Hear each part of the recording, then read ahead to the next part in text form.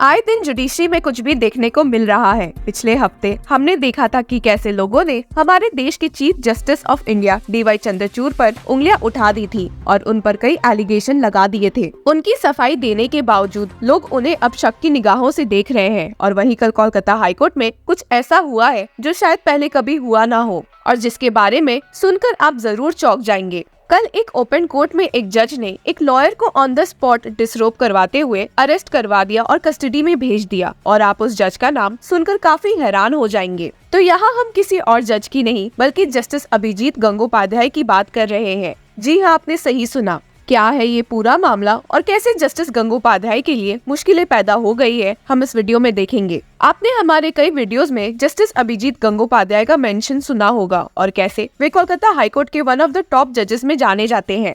हालांकि आपको सुनकर हैरानी होगी कि टॉप जजेस में आने के बावजूद वे हमेशा किसी न किसी कंट्रोवर्सी से जुड़े रहते हैं।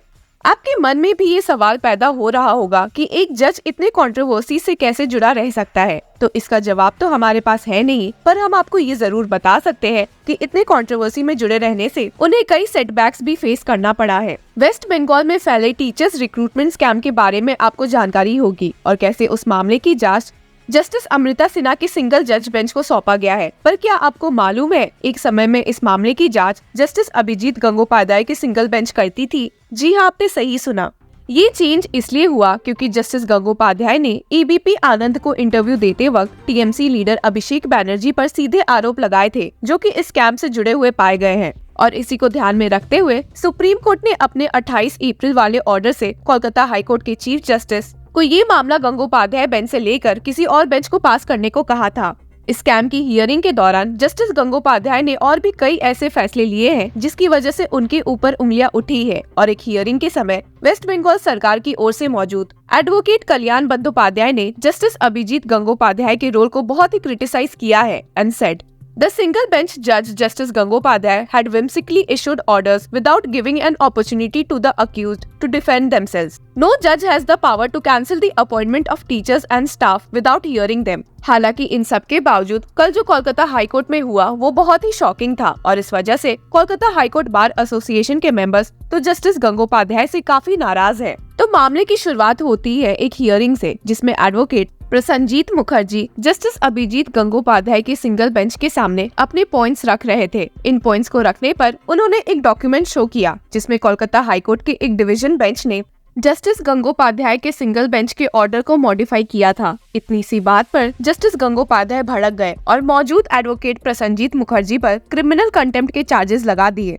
और इसी के साथ उन्हें कोर्ट रूम से तुरंत अरेस्ट करने का भी ऑर्डर दे दिया गया only because the demurrer of Mukherjee while showing an order of the division bench which modified Justice Gangopадhyay's order was improper and contemptuous. Justice Gangopadhyay ने एडवोकेट मुखर्जी को ओपन कोर्ट में डिसरोब करने के ऑर्डर के साथ वहां मौजूद शेरिफ को उन्हें अरेस्ट करके सिविल प्रिजन ले जाने को कहा। आपको बता दे कि यहाँ पर एडवोकेट मुखर्जी ने कई बार जस्टिस गंगोपाध्याय से माफी भी मांगी लेकिन जज ने उन्हें अपनी बात रखने का कोई मौका नहीं दिया। आपको बता दे कि कोलकाता हाईकोर्ट बार एसोसिएशन को जस्टिस अभिजीत गंगोपाध्याय का ये कंडक्ट बिल्कुल भी पसंद नहीं आया और एडवोकेट मुखर्जी के ऐसे अरेस्ट के बाद उन्होंने तुरंत एक जनरल मीटिंग बुलाई। कोलकाता हाईकोर्ट बार एसोसिएशन ने कोलकाता हाईकोर्ट के चीफ जस्टिस TS शिवगनम को एक लेटर के थ्रू बताया कि एसोसिएशन ने डिसाइड किया है कि कोई भी बार का मेंबर जस्टिस गंगोपाध्याय की कोर्ट में तब तक कदम नहीं रखने वाला है जब तक कि वे एडवोकेट प्रसन्नजीत मुखर्जी से माफी ना मांग ले। The letter stated, Justice Abhijit Gangopadhyay on 18 December 2023,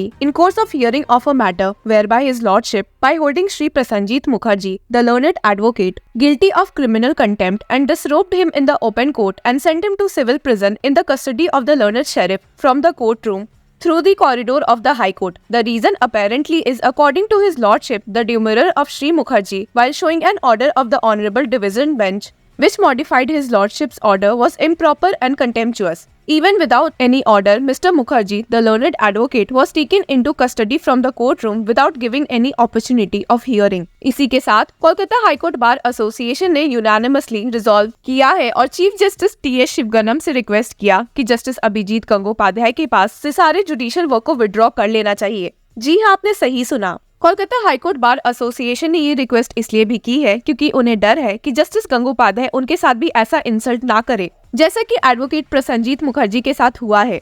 आपको बता दें कि एडवोकेट मुखर्जी के अरेस्ट होने के बाद उन्होंने कोर्ट से इस मामले में रिलीफ मांगी थी और एक शॉकिंग इवेंट में कोलकाता हाईकोर्ट ने कल शाम में 8:30 बजे एक division bench of justices Harish Tandon and Hiranmay Bhattacharya form हुई थी। अपने लेटर में एडवोकेट मुखर्जी ने कहा कि उन्होंने जस्टिस गंगोपाध्याय से काफी माफी मांगी और इसके बावजूद उन्हें अरेस्ट किया गया था। हालांकि उन्हें कुछ देर बाद छोड़ भी दिया गया, पर उन्हें चिंता है कि ये ऑर्डर फिर से इम्प्लीमेंट हुआ तो उन्हें दिक्कतें आ सकती है। बेंच ने ये सुनने के बाद कहा, it is fairly and candidly submitted by the appellant that he was later on released from the custody taken by the sheriff but still apprehends that the order may, if implemented, put him again in custody, and considering the extreme urgency and the unprecedented events happened in the court, the bench was constituted for taking up the instant matter and to pass an appropriate order as may be deemed fit and proper. We feel that it is a fit case where the interim protection is to be extended to the appellant being a member of the bar and of a legal profession, and therefore we stay the operation of the order.